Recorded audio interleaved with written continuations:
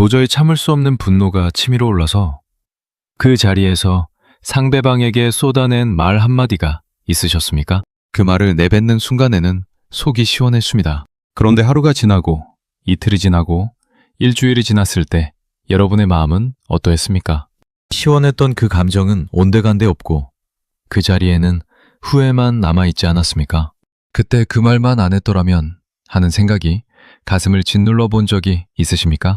만약 그런 경험이 단 한 번이라도 있으시다면 오늘 이 이야기는 여러분을 위한 것입니다. 200년 전 독일의 철학자 아르투어 쇼펜하우어는 인간의 본성을 그 누구보다 깊이 들여다본 사람이었습니다. 그는 인간이 이성적 존재라는 환상을 가차없이 벗겨냈고 우리 안에 도사리고 있는 충동과 욕망의 실체를 정면으로 마주했습니다. 그런 그가 남긴 수많은 통찰 중에서도 유독 가슴을 찌르는 한마디가 있습니다. 화가 났을 때는 편지를 쓰지도 말을 내뱉지도 마라. 이 짧은 문장 안에는 인간의 본성에 대한 깊은 이해, 말과 글이 가진 파괴력에 대한 경고, 그리고 진정으로 강한 인간이 되기 위한 삶의 지혜가 모두 담겨 있습니다. 오늘 우리는 이 한 문장을 씨앗 삼아 분노라는 감정의 가장 깊은 곳까지 내려가 보겠습니다. 그리고 그 깊은 곳에서 우리가 발견하게 될 것은 놀랍게도 분노가 아니라 평화입니다. 여러분, 지금부터 한 남자의 이야기를 들어보시겠습니까? 서울의 한 중견기업에서 20년 넘게 근무한 김 부장이라는 사람이 있었습니다. 그는 성실했고 능력이 있었습니다.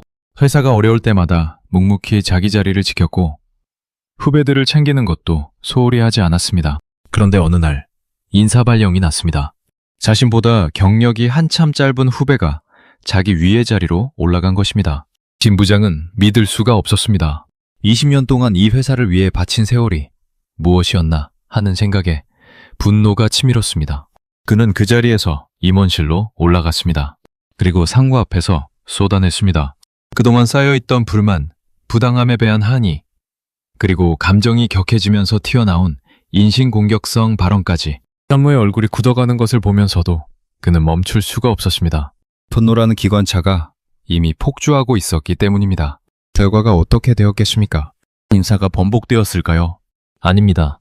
김 부장은 한 달 뒤 한직으로 발령이 났고 석 달 뒤에는 스스로 사표를 썼습니다. 20년의 세월이 5분의 분노로 무너졌습니다. 그가 임원실에서 쏟아낸 말들은 한 번도 되돌아오지 않았습니다. 말이라는 것은 그렇습니다.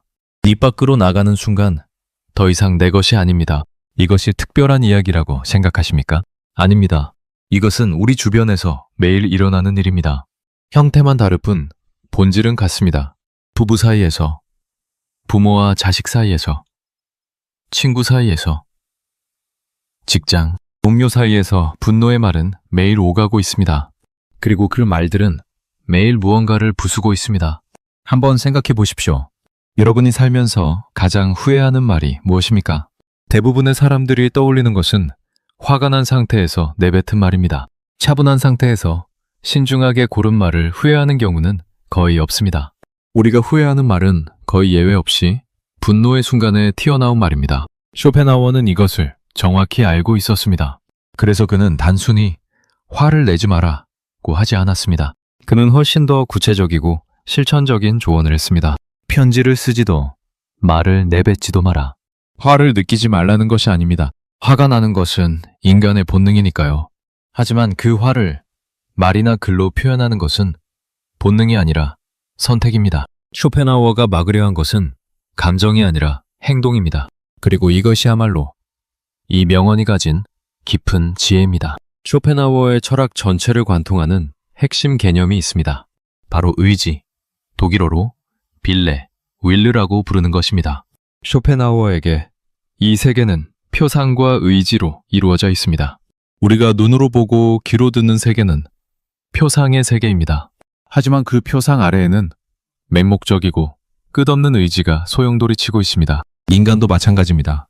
우리는 스스로를 이성적 존재라고 믿고 싶어 합니다. 나는 생각하는 존재이고 판단하는 존재이며 합리적으로 결정을 내리는 존재라고 믿고 싶어 합니다. 하지만 쇼펜하우어의 눈에 이것은 착각입니다.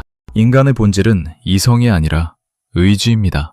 우리는 먼저 원하고 나중에 이유를 갖다 붙입니다. 먼저 화가 나고 나중에 화낼 이유를 찾습니다. 먼저 욕망이 일어나고 나중에 합리화를 합니다. 분노는 이 맹목적 의지가 가장 날 것 그대로 드러나는 순간입니다. 화가 나면 이성은 뒷자리로 밀려납니다. 판단력은 흐려지고 공감 능력은 사라지며 오직 공격하고 파괴하려는 충동만이 전면에 나섭니다. 쇼펜하우어가 보기에 이 순간의 인간은 이성적 존재가 아닙니다. 의지에 사로잡힌 존재, 충동의 포로가 된 존재입니다.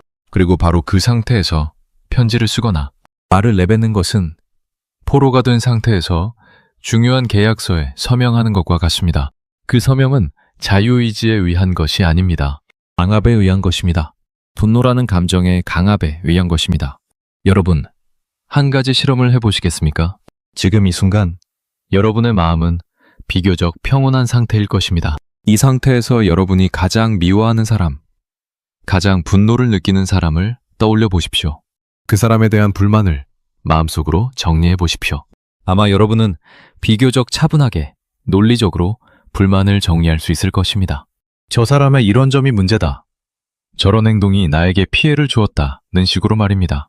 하지만 실제로 그 사람과 마주쳐서 갈등이 벌어지는 순간에는 어떻습니까? 그렇게 차분하게 정리한 말이 입에서 나옵니까? 아닙니다. 전혀 다른 말이 튀어나옵니다. 더 날카롭고 더 공격적이고 때로는 자기 자신도 놀랄 만큼 잔인한 말이 튀어나옵니다. 왜 그렇겠습니까?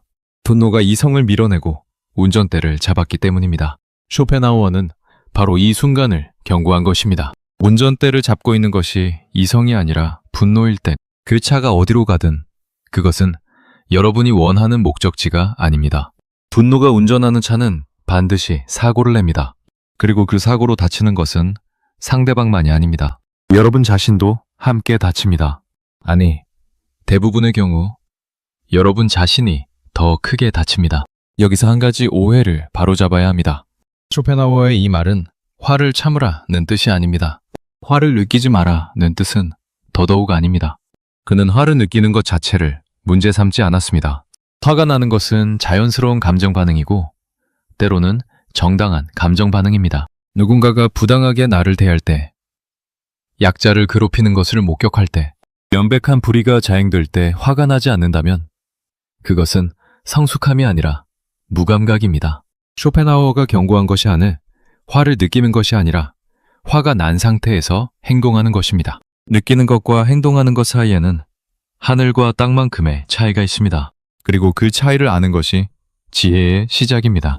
어떤 분은 이렇게 반문하실 수도 있습니다. 그럼 화가 날 때마다 아무 말도 하지 말고 가만히 있으라는 겁니까? 그건 비겁한 것 아닙니까? 좋은 질문입니다. 하지만 이것은 비겁함과는 전혀 다릅니다. 비겁함은 두려움 때문에 행동하지 못하는 것입니다. 쇼펜하우어가 말하는 것은 지혜 때문에 행동을 유보하는 것입니다.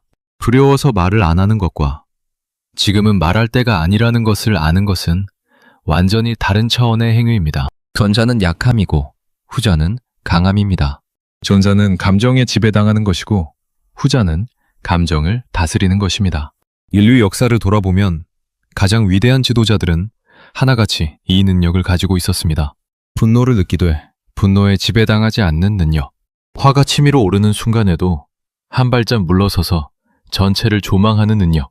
그리고 감정이 가라앉은 뒤에 비로소 가장 효과적인 방식으로 자신의 뜻을 전달하는 능력. 이것이 진정한 강함이며 쇼펜하우어가 이 한 문장을 통해 우리에게 알려주고자 한 것입니다. 지금부터 우리는 분노라는 감정의 가장 깊은 곳으로 들어갈 것입니다. 분노의 정체는 무엇인지, 왜 분노는 우리를 이토록 쉽게 사로잡는지, 말과 글이 왜 분노의 가장 위험한 무기가 되는지, 그리고 분노를 다스리는 진정한 방법은 무엇인지를 함께 탐구해 보겠습니다. 이 여정의 끝에서 여러분은 분노를 새로운 눈으로 바라보게 될 것이고 그 새로운 시선이 여러분의 인생을 바꿀 수도 있습니다. 분노란 정확히 무엇일까요? 우리는 매일 화를 내고 화를 받고 화를 참으면서 살아갑니다. 그런데 정작 분노가 뭐냐고 물으면 명확하게 대답하기가 쉽지 않습니다. 그냥 화가 나는 거 아닌가요? 라고 대답하는 분도 계실 것입니다. 하지만 수천 년 동안 인간의 마음을 탐구해온 철학자들은 이 질문에 훨씬 더 깊이 있는 답을 내놓았습니다. 그리고 놀랍게도 동양과 서양의 철학자들이 분노에 대해 내린 진단은 놀라울 만큼 서로 통합니다. 쇼펜하우어부터 시작해 보겠습니다. 쇼펜하우어에게 분노는 맹목적 의지가 가장 적나라하게 드러나는 순간입니다. 앞서 말씀드렸듯이 쇼펜하우어는 인간의 본질을 이성이 아니라 의지로 보았습니다. 이 의지는 합리적이지 않습니다. 목적도 방향도 없이 끊임없이 무언가를 원하고 무언가를 향해 돌진하는 맹목적 힘입니다. 평상시에 이 의지는 이성이라는 얇은 막 아래에 가려져 있습니다. 우리는 그 얇은 막 위에서 자신이 이성적 존재라고 착각하며 살아갑니다. 하지만 분노가 폭발하는 순간 그 얇은 막은 찢어집니다. 그리고 그 아래에 있던 맹목적 의지가 고스란히 드러납니다. 여러분이 격렬하게 화를 낸 적이 있다면 그 순간을 떠올려 보십시오. 화가 극에 달한 순간 여러분은 이성적으로 사고하고 있었습니까? 상대방의 입장을 고려하고 있었습니까? 이 상황이 어떻게 전개될지를 냉정하게 계산하고 있었습니까? 아닐 것입니다. 분노의 정점에서 여러분의 머릿속에는 오직 하나의 충동만이 있었을 것입니다. 공격. 상대방을 말로 찌르고 감정으로 짓밟고 어떻게든 상처를 주려는 충동.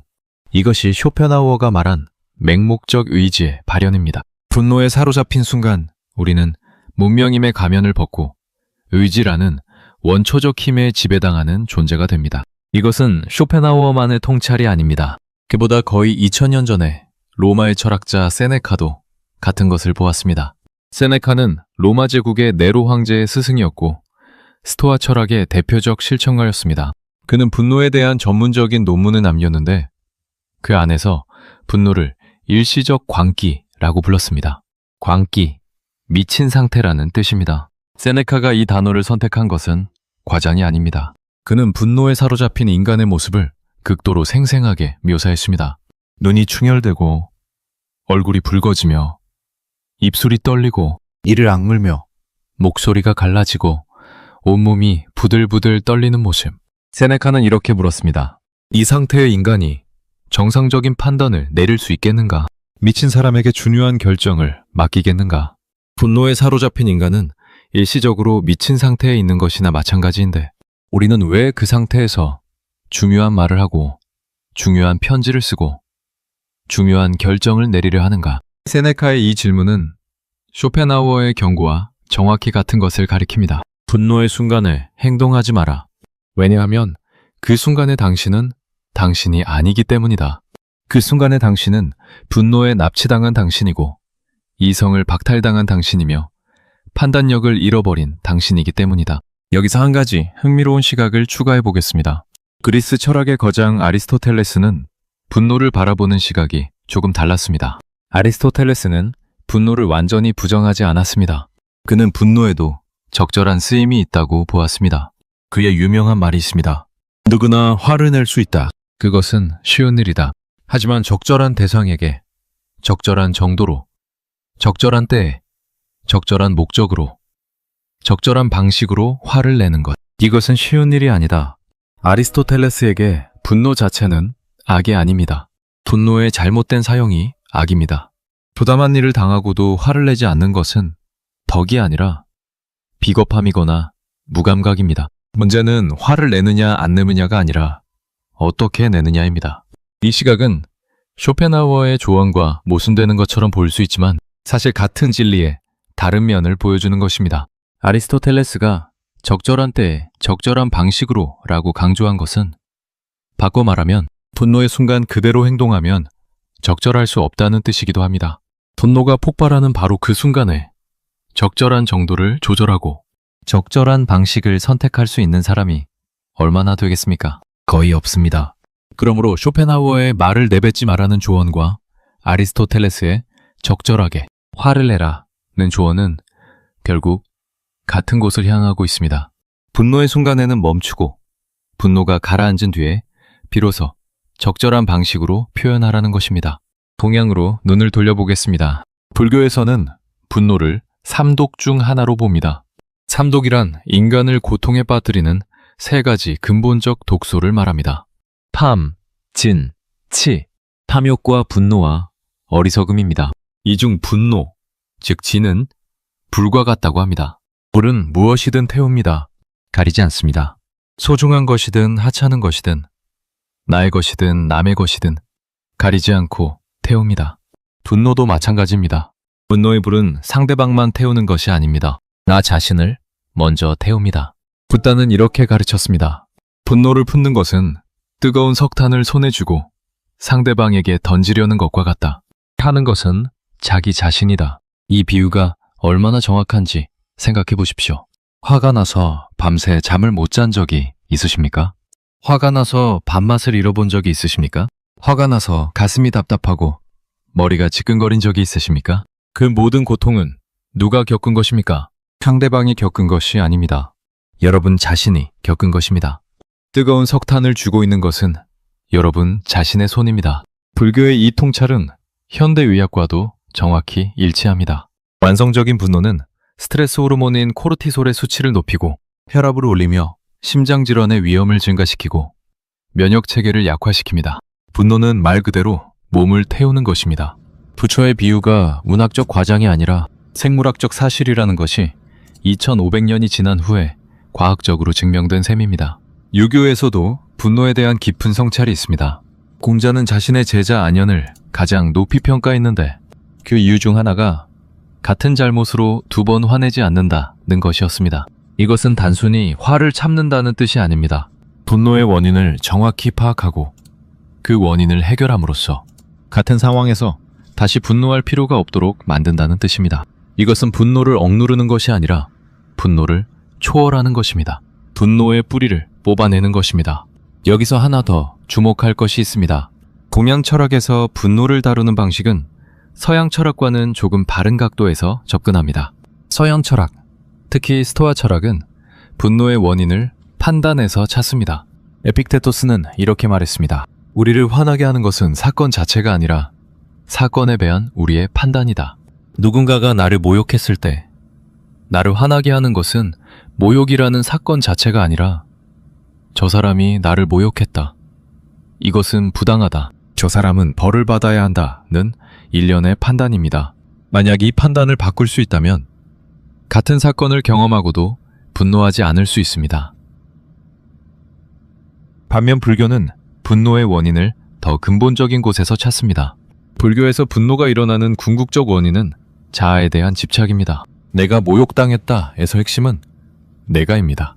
견고한 자아가 있다는 환상, 그 자아가 존중받아야 한다는 집착, 그 자아가 위협받을 때 일어나는 반응이 분노입니다. 만약 자아에 대한 집착이 줄어든다면 분노의 강도도 줄어듭니다.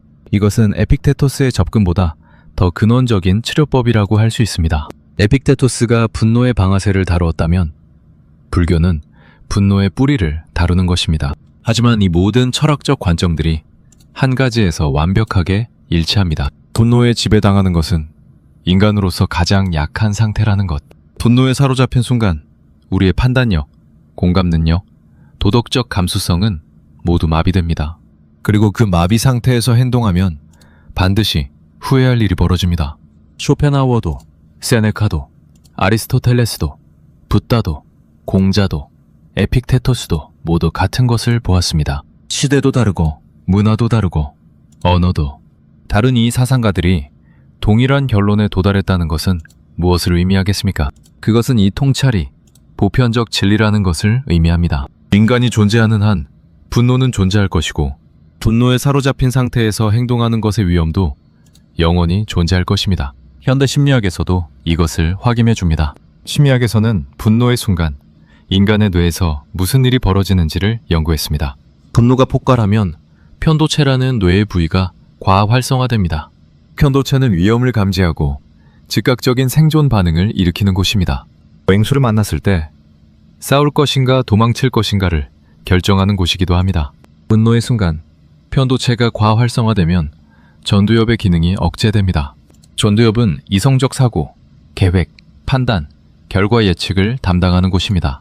즉, 분노의 순간 우리의 뇌는 문자 그대로 이성적 사고 기능을 셧다운시킵니다. 이것을 심리학에서는 편도체 납치라고 부릅니다. 편도체가 전두엽을 납치하는 것입니다. 이 상태에서 내리는 판단, 이 상태에서 하는 말, 이 상태에서 쓰는 글이 합리적일 수 있겠습니까? 있을 수 없습니다. 2000년 전 세네카가 일시적 광기라고 부른 것과 현대 신경과학이 편도체 납치라고 부르는 것은 같은 현상을 다른 언어로 설명한 것입니다. 그리고 쇼펜하우어가 말을 내뱉지 말라고 한 것은 이 납치 상태에서 협상을 하지 말라는 뜻입니다. 납치범이 총을 들고 있는 상황에서 맺은 약속이 유효하지 않듯 분노가 이성을 인질로 잡고 있는 상황에서 내뱉은 말은 여러분의 진심이 아닙니다. 그것은 분노의 진심이지 여러분의 진심이 아닙니다.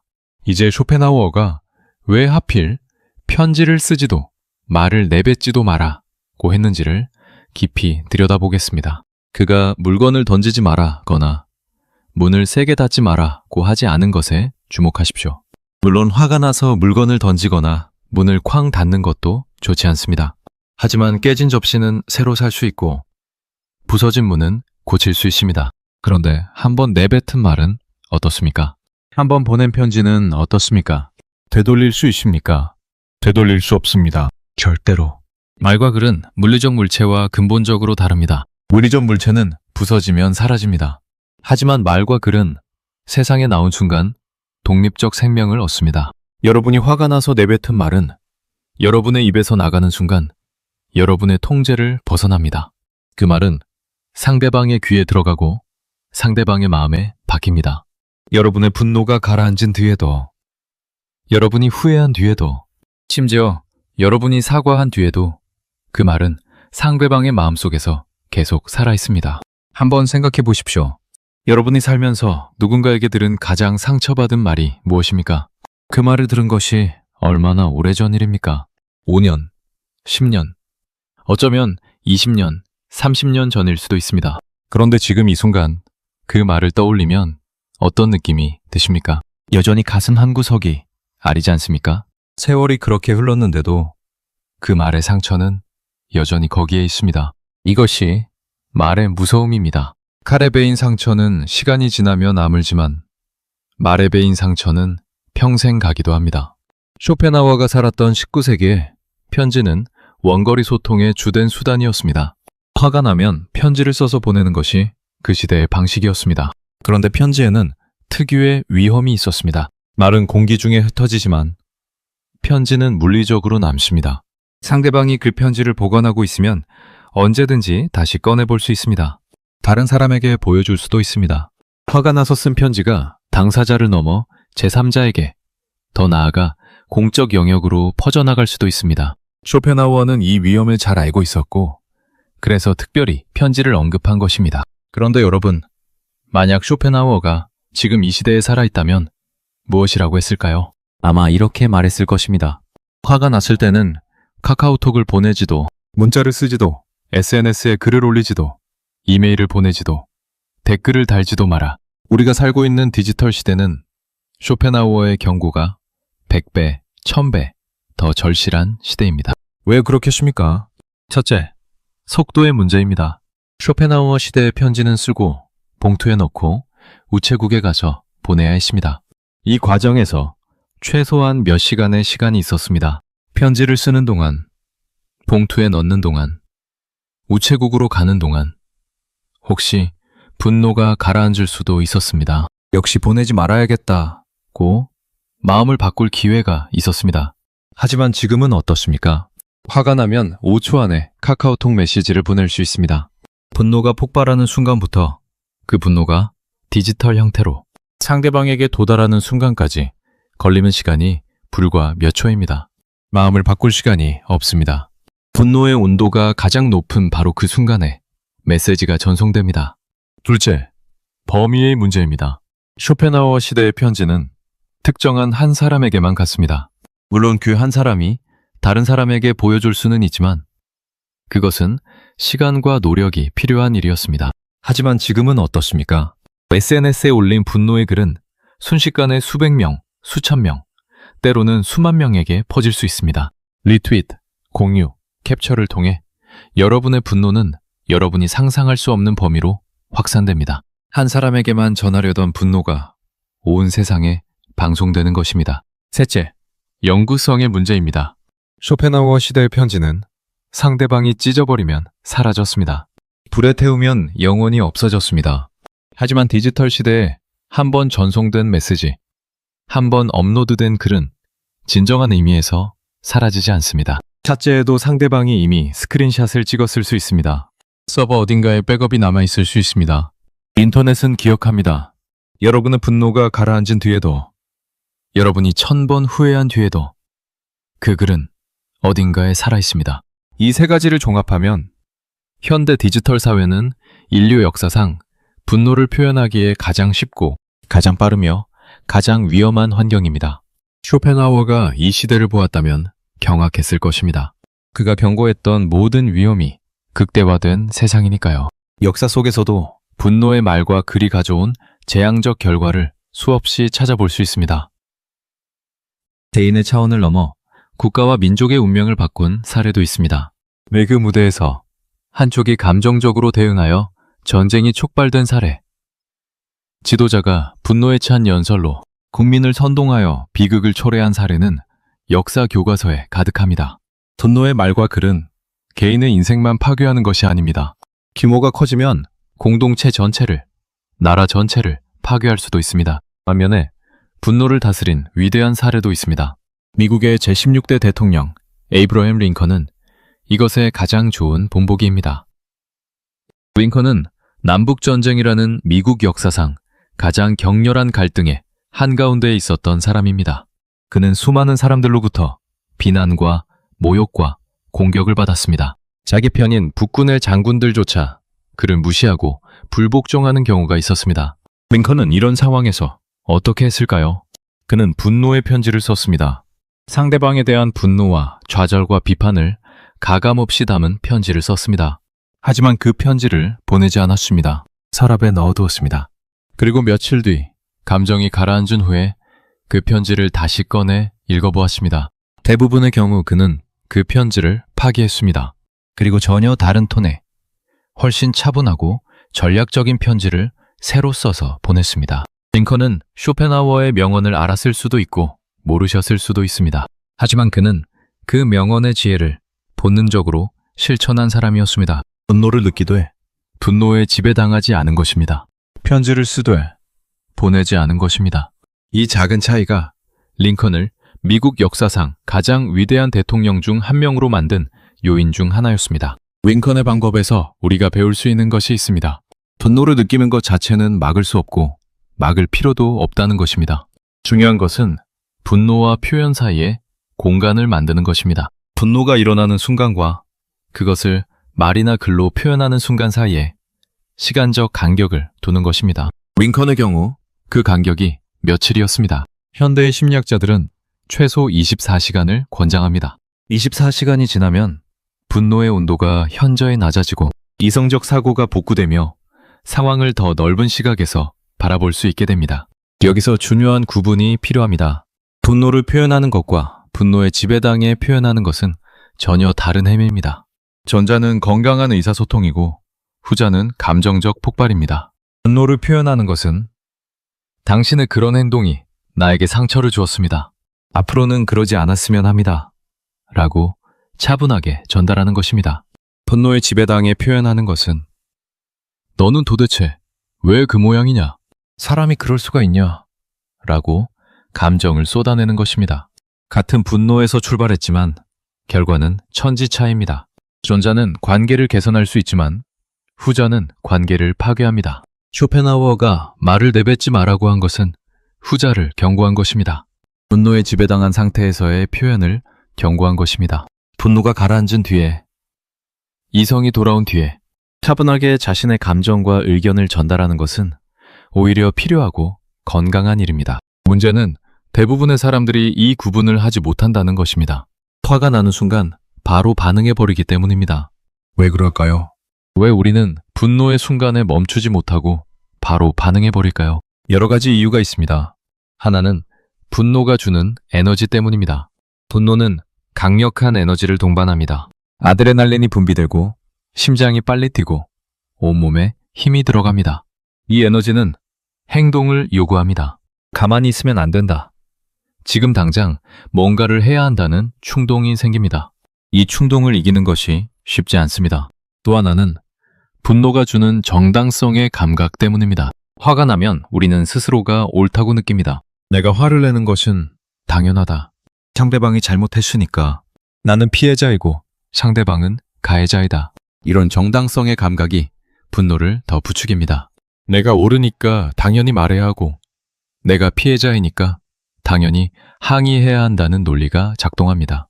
하지만 이것은 분노가 만들어낸 환상입니다. 분노의 순간, 우리가 느끼는 정당성은 객관적 판단이 아니라 감정적 확신입니다. 그리고 감정적 확신은 대부분의 경우 과장되어 있고 편향되어 있으며 불완전합니다. 세 번째는 습관의 문제입니다. 어린 시절부터 화가 나면 바로 표현하는 환경에서 자란 사람은 그것이 자연스러운 반응이라고 믿게 됩니다. 부모가 화가 나면 소리를 지르는 모습을 보며 자란 아이는 자신도 화가 나면 소리를 지르는 사람이 됩니다. 이것은 의식적 선택이 아니라 무의식적 습관입니다. 그리고 습관은 의지만으로는 쉽게 바뀌지 않습니다. 이 모든 이유들 때문에 쇼펜하우어의 조언은 간단해 보이지만 실천하기는 매우 어렵습니다. 화가 났을 때 말을 내뱉지 마라. 이 한 문장을 실천하는 것은 평생의 수련이 필요한 일입니다. 하지만 그렇기 때문에 더 가치가 있는 것이기도 합니다. 누구나 할 수 있는 일에는 가치가 없습니다. 어려운 일을 해내는데 가치가 있습니다.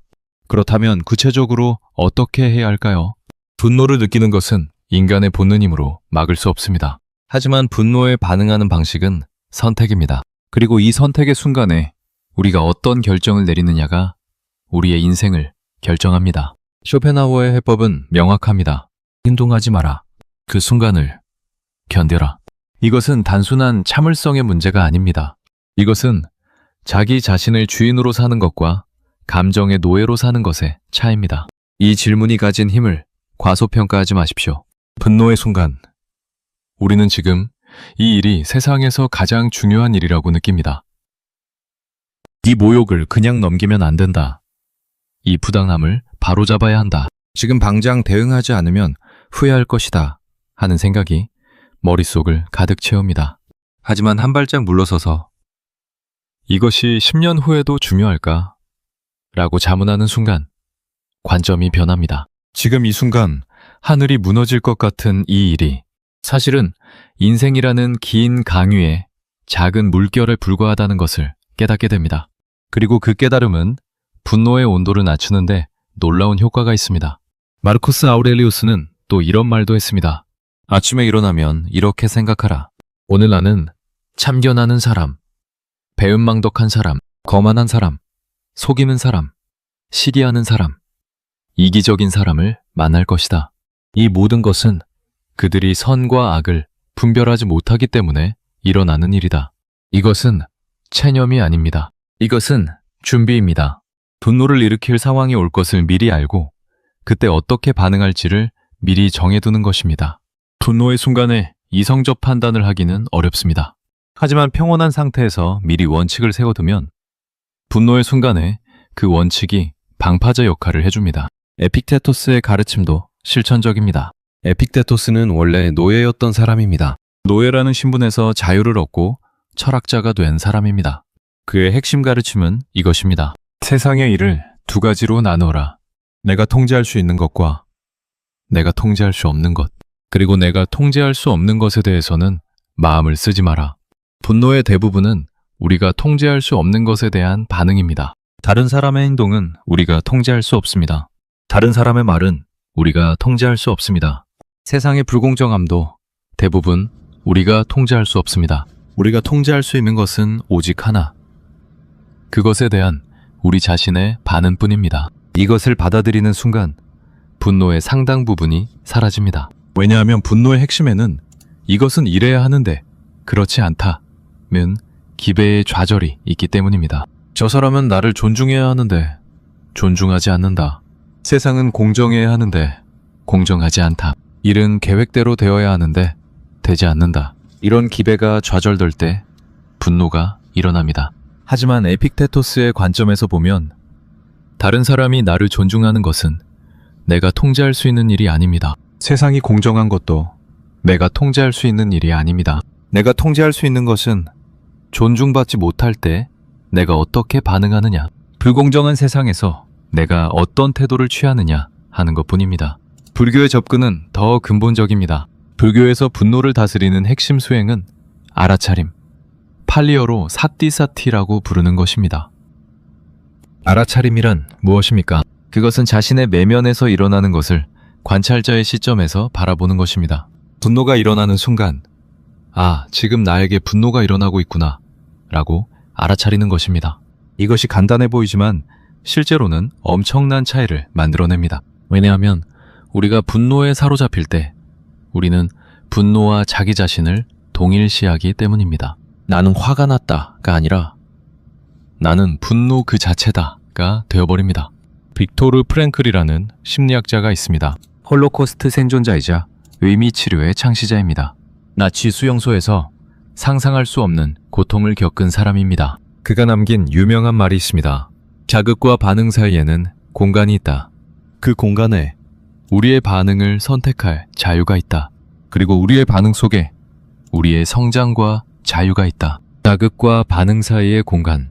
이것이 바로 불교의 알아차림이 만들어내는 것이고 스토아 철학의 판단 유보가 만들어내는 것이며 쇼펜하우어의 말을 내뱉지 마라가 만들어내는 것입니다. 분노라는 자극이 왔을 때 바로 반응하지 않고 그 사이에 공간을 만드는 것. 그것이 전부입니다.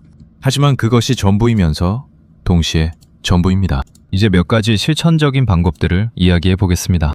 이것들은 철학적 이론이 아니라 실제로 일상에서 적용할 수 있는 구체적인 방법들입니다. 첫 번째, 24시간 규칙입니다. 화가 났을 때, 특히 누군가에게 메시지를 보내거나 글을 쓰고 싶을 때 최소 24시간을 기다리십시오. 급한 업무가 아닌 한 하루를 기다려서 잃을 것은 없습니다. 하지만 하루를 기다리지 않아서 잃을 것은 매우 많을 수 있습니다. 24시간이 지난 뒤에도 여전히 그 말을 해야 한다고 느낀다면 그때 하십시오. 하지만 놀랍게도 24시간이 지나면 대부분의 경우 굳이 그 말을 해야 하나 하는 생각이 듭니다. 분노의 온도가 내려가면 상황이 전혀 다르게 보이기 때문입니다. 두 번째, 링컨의 방법입니다. 화가 나서 도저히 참을 수 없을 때 편지를 쓰십시오. 혹은 메시지를 작성하십시오. 하고 싶은 말을 모두 쏟아내십시오. 하지만 보내지 마십시오. 임시 저장만 해두십시오. 메모장에 적어두어도 좋습니다. 이 행위 자체가 분노를 해소하는 효과가 있습니다. 분노의 에너지가 글로 전환되면서 내면의 압력이 줄어듭니다. 그리고 하루 뒤에 그 글을 다시 읽어보십시오. 아마 여러분은 스스로 쓴 글에 놀라게 될 것입니다. 내가 이런 글을 썼다고? 하는 반응이 나올 것입니다. 그리고 그 글을 보내지 않은 것에 감사하게 될 것입니다. 세 번째, 감정과 사실을 분리하는 연습입니다. 화가 나면 우리는 감정과 사실을 뒤섞습니다. 그 사람은 항상 나를 무시한다는 문장에는 감정과 사실이 뒤섞여 있습니다. 사실은 그 사람이 오늘 회의에서 내 의견에 반대했다 일 수 있습니다. 항상 나를 무시한다는 것은 감정이 만들어낸 해석입니다. 화가 났을 때 자신이 느끼는 것을 적어보고 그 중에서 순수한 사실만 추려내는 연습을 하면 분노의 강도가 현저히 줄어듭니다. 왜냐하면 분노의 상당 부분이 사실이 아니라 해석에 기반하고 있기 때문입니다. 네 번째, 상대방의 관점에서 보는 연습입니다. 이것은 분노의 순간에는 거의 불가능합니다. 하지만 분노가 어느 정도 가라앉은 뒤에는 시도해 볼 수 있습니다. 나를 화나게 한 상대방은 왜 그런 행동을 했을까? 그 사람의 입장에서 보면 그 행동이 어떤 의미였을까? 혹시 나는 모르는 사정이 있었던 것은 아닐까? 이런 질문을 던져보면 상황이 전혀 다르게 보이는 경우가 많습니다. 이것은 상대방을 용서하라는 뜻이 아닙니다. 상황을 입체적으로 보라는 뜻입니다. 다섯 번째, 몸의 반응에 주의를 기울이는 것입니다. 분노는 감정이기 이전에 신체 반응입니다. 분노가 시작되면 심장이 빨리 뛰고 근육이 긴장되며 호흡이 거칠어지고 얼굴이 달아오릅니다. 이런 신체 반응을 알아차리는 것이 중요합니다. 왜냐하면 신체 반응은 감정적 폭발보다 먼저 나타나기 때문입니다. 심장이 빨라지고 있다는 것을 알아차리면 아, 지금 분노가 올라오고 있구나 감지할 수 있고 그 시점에서 의식적으로 호흡을 깊게 하거나 자리를 피하는 등의 대응을 할 수 있습니다. 분노가 완전히 폭발한 뒤에는 대응이 어렵지만 신체 반응 단계에서 알아차리면 아직 대응할 수 있는 여지가 있습니다. 6번째, 장기적 관점을 유지하는 것입니다. 마르쿠스 아우렐리우스의 10년 후에도 중요한가 질문을 자기 것으로 만드는 것입니다. 분노의 순간 우리는 극도로 근시안적이 됩니다. 지금 이 순간이 전부인 것처럼 느껴집니다. 하지만 한 발짝 물러서서 자신의 인생 전체를 조망해보면 지금 이 분노가 차지하는 비중은 대부분의 경우 미미합니다. 5년 전에 치를 떨며 분노했던 일들을 떠올려 보십시오. 그 중에서 지금도 여전히 분노하고 있는 일이 몇 가지나 됩니까? 아마 거의 없을 것입니다. 대부분은 이미 잊혔거나 지금 생각하면 별것 아닌 일이었음을 알게 됩니다. 하지만 그때 분노에 사로잡혀 내뱉은 말의 상처는 여전히 남아있을 수 있습니다. 이 실천 방법들의 공통점이 무엇인지 보이십니까? 모두 분노라는 자극과 반응 사이에 공간을 만드는 방법들입니다. 시간적 공간을 만들거나 이 시간 규칙, 표현의 형태를 바꾸거나 보내지 않는 편지, 인지적 전환을 하거나 감정과 사실의 분리, 상대방의 관점, 신체적 자각을 활용하거나 몸의 반응 알아차리기, 관점을 확장하거나 장기적 관점. 방법은 다양하지만 목적은 하나입니다. 분노와 반응 사이에 공간을 만들어서 그 공간에서 선택할 수 있게 하는 것입니다. 쇼펜하우어는 인간이 의지에 지배당하는 존재라고 보았지만 동시에 인간이 의지를 인식할 수 있는 유일한 존재라는 것도 알았습니다. 물은 중력에 끌려 떨어지면서 자기가 떨어지고 있다는 것을 모릅니다. 동물은 본능에 따라 행동하면서 자기가 본능에 따르고 있다는 것을 인식하지 못합니다. 하지만 인간은 다릅니다. 인간은 분노에 사로잡히면서도 나는 지금 분노에 사로잡혀 있구나를 알 수 있습니다. 이 인식 능력이야말로 인간의 가장 위대한 능력이며 분노를 다스리는 열쇠인 동양 철학에서는 이것을 다른 비유로 설명합니다. 마음은 거울과 같다는 비유입니다. 거울 앞에 아름다운 꽃이 놓이면 거울에 꽃이 비칩니다. 추악한 것이 놓이면 추악한 것이 비칩니다. 하지만 거울 자체는 변하지 않습니다. 꽃이 치워지면 거울에서 꽃의 상이 사라지듯 추악한 것이 치워지면 추악한 상도 사라집니다. 분노도 마찬가지입니다. 분노는 마음의 거울에 비친 상일 뿐 마음 자체가 아닙니다. 분노가 일어났다가 사라지는 것을 관찰할 수 있다면 우리는 분노에 동일시되지 않을 수 있습니다. 분노가 왔다가 갈 때 거울은 그대로입니다. 이런 관점은 분노를 적으로 보지 않습니다. 분노를 정복해야 할 적으로 보면 또 다른 긴장이 생깁니다. 화내면 안 돼. 참아야 해. 이겨야 해. 이런 태도는 역설적으로 더 큰 내적 갈등을 만들 수 있습니다. 분노를 적이 아니라 자연 현상으로 보는 것이 더 건강한 접근입니다. 비가 오는 것을 막을 수 없듯이 분노가 일어나는 것을 막을 수 없습니다. 하지만 비가 올 때 우산을 쓸 수 있듯이 분노가 올 때 적절한 대응을 할 수 있습니다. 비를 원망하기보다 우산을 준비하는 것이 현명하듯 분노를 원망하기보다 분노에 대한 대응책을 마련하는 것이 현명합니다. 이제 우리의 여정을 마무리할 때가 되었습니다. 지금까지 우리는 분노의 본질, 분노가 일으키는 파괴, 말과 글에 돌이킬 수 없는 힘, 그리고 분노를 다스리는 실천적 방법들을 함께 살펴보았습니다. 이 모든 이야기의 출발점은 쇼펜하우어의 단 한 문장이었습니다. 화가 났을 때는 편지를 쓰지도 말을 내뱉지도 마라. 이제 이 문장이 가리키는 가장 깊은 곳, 분노 너머의 세계에 대해 이야기해 보겠습니다. 분노를 다스리는 것이 왜 중요할까요? 단지 후회할 말을 하지 않기 위해서일까요? 단지 인간관계를 망치지 않기 위해서일까요? 물론 그것도 중요합니다. 하지만 더 근본적인 이유가 있습니다. 분노를 다스리는 것은 곧 자기 자신의 주인이 되는 것이기 때문입니다. 쇼펜하우어는 이 세상이 고통으로 가득 차 있다고 보았습니다. 그의 철학은 흔히 염세주의라고 불립니다. 인생은 끊임없는 욕망과 좌절의 반복이며 만족은 일시적이고 고통은 항구적이라는 것이 그의 진단이었습니다. 하지만 이 어둡게 보이는 철학 안에도 빛이 있습니다. 쇼펜하우어는 인간이 맹목적 의지에서 벗어날 수 있는 가능성을 인정했습니다.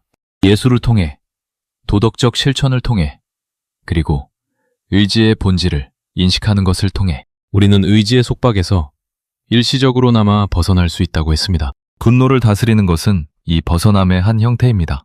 분노라는 맹목적 의지의 폭풍 속에서 한 발짝 물러서서 그것을 바라볼 수 있을 때 우리는 잠시나마 의지의 속박에서 벗어납니다. 분노에 휩쓸려 행동하는 사람은 의지의 노예입니다. 분노를 느끼면서도 그것에 지배당하지 않는 사람은 자유인입니다.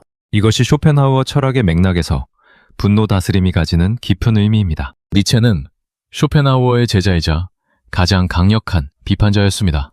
니체는 쇼펜하우어의 영세주의를 넘어서려 했고 삶을 있는 그대로 긍정하는 철학을 추구했습니다. 하지만 분노에 관해서는 니체도 주목할 만한 통찰을 남겼습니다. 니체에게 가장 약한 인간은 원한, 프랑스어로 르상티망, 리선티멍에 사로잡힌 인간입니다. 원한이란 무엇입니까? 자신의 무력감에서 비롯되는 분노가 내면에 쌓여 독이 된 상태입니다. 직접 배응할 힘이 없어서 마음속에 분노를 품고 끊임없이 곱씹는 상태입니다. 니체는 이것을 가장 위험한 정신적 독소로 보았습니다. 니체가 그리는 강한 인간, 즉 위버맨시, 우버맨시의 특징 중 하나는 원한을 품지 않는 것입니다. 강한 인간은 분노를 느껴도 그것을 빨리 소화합니다. 분노를 마음속에 발효시켜 원한으로 만들지 않습니다. 분노가 왔다가 가도록 놓아두고 자기 자신의 삶에 집중합니다. 다른 사람이 나에게 어떤 잘못을 했는가에 집착하기보다 내가 무엇을 만들고 무엇을 이룰 것인가에 에너지를 쏟습니다. 이것이 니체가 말하는 진정한 강함입니다. 흥미롭지 않습니까? 쇼펜하우어와 니체는 철학적으로는 매우 다른 입장에 서 있지만 분노에 대해서는 비슷한 결론에 도달합니다. 분노에 사로잡히는 것은 약함이고 분노를 초월하는 것은 강함이라는 것. 그리고 분노의 순간에 행동하지 않는 것이 약함이 아니라 오히려 가장 큰 강함이라는 것. 공자의 논어에 나오는 유명한 구절이 있습니다.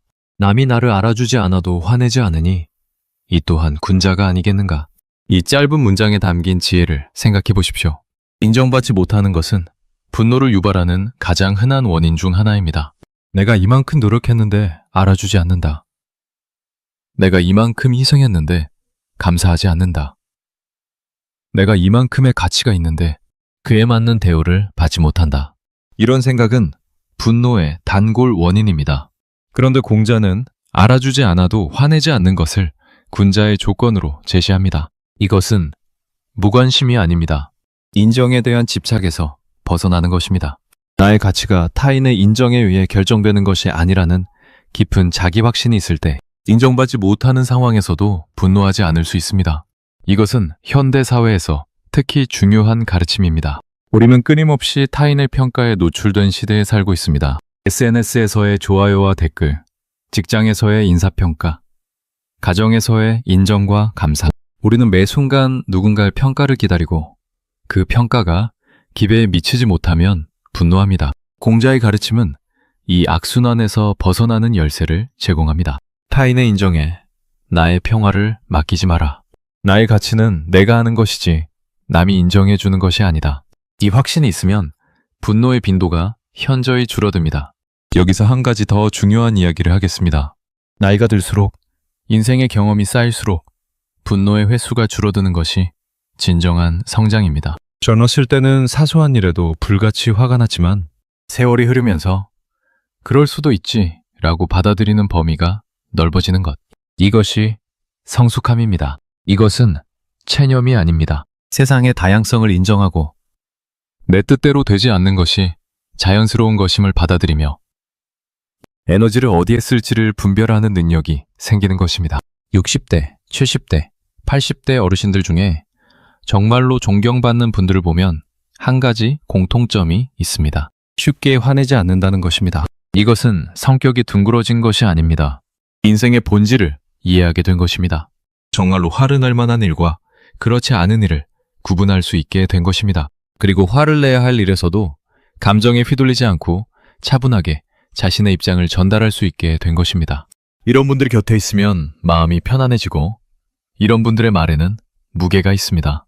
왜냐하면 그 말이 분노에서 나온 것이 아니라 지혜에서 나온 것임을 느낄 수 있기 때문입니다.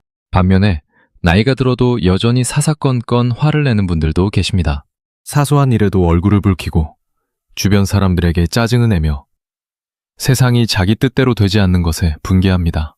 이런 분들의 만년은 외롭습니다. 왜냐하면 사람들이 하나둘 곁을 떠나기 때문입니다. 분노를 다스리지 못하는 사람의 곁에는 오래 머무르기가 어렵습니다. 아무리 사랑하는 가족이라 해도 매일 분노를 쏟아내는 사람과 함께 있는 것은 고통스럽습니다. 여러분, 이것을 곰곰이 생각해 보시기 바랍니다. 분노를 다스리는 능력은 단지 좋은 성격의 문제가 아닙니다. 이것은 인생의 질을 결정하는 핵심 능력입니다. 분노를 다스리는 사람은 관계를 유지하고 신뢰를 쌓으며 주변에 좋은 에너지를 퍼뜨립니다. 분노에 지배당하는 사람은 관계를 파괴하고 신뢰를 잃으며 주변에 부정적 에너지를 퍼뜨립니다. 같은 능력, 같은 배경, 같은 환경에서 출발해도 분노를 다스리는 사람과 그렇지 못한 사람의 인생은 완전히 다른 방향으로 갑니다. 쇼펜하우어는 평생 까다로운 성격의 소유자였다고 알려져 있습니다.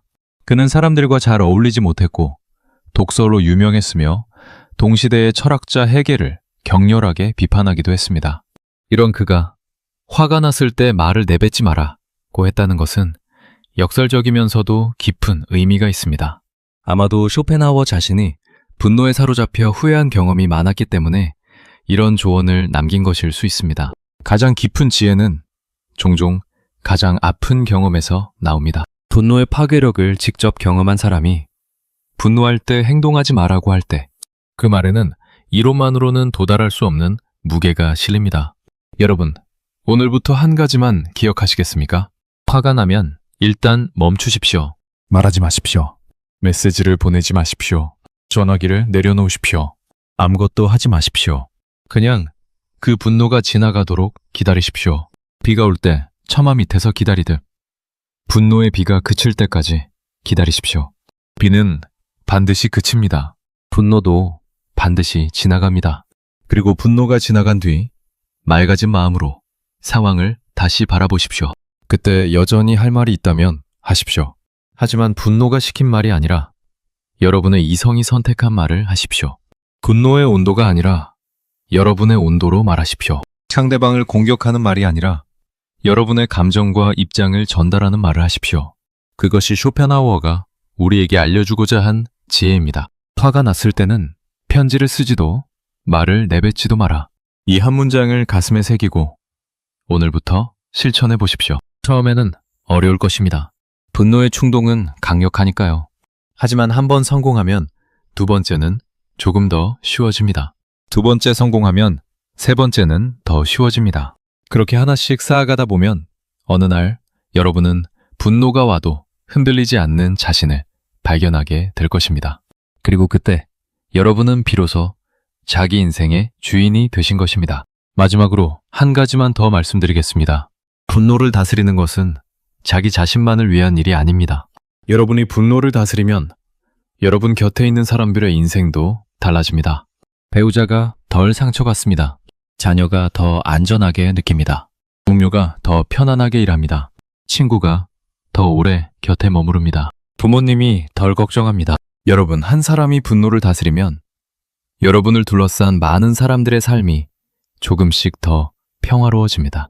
그것은 작은 변화 같지만 실은 세상을 바꾸는 가장 확실한 방법입니다. 세상은 한 사람의 마음에서부터 바뀌니까요. 쇼펜하우어의 이 한마디를 가슴에 품고 오늘 밤 잠자리에 드시기 전에 스스로에게 조용히 물어보십시오. 나는 오늘 분노의 말을 내뱉지 않았는가? 화가 나서 보내지 말아야 할 메시지를 보내지는 않았는가? 만약 오늘 하루를 분노에 사로잡히지 않고 보냈다면 여러분은 오늘 하루를 자유인으로 사신 것입니다. 그리고 그런 하루하루가 모여 여러분의 인생이 됩니다. 분노에 사로잡힌 하루하루가 모인 인생과 분노를 다스린 하루하루가 모인 인생은 완전히 다른 인생입니다. 어떤 인생을 사시겠습니까? 선택은 여러분의 것입니다. 여러분의 삶에 평화가 함께 하시길 바랍니다.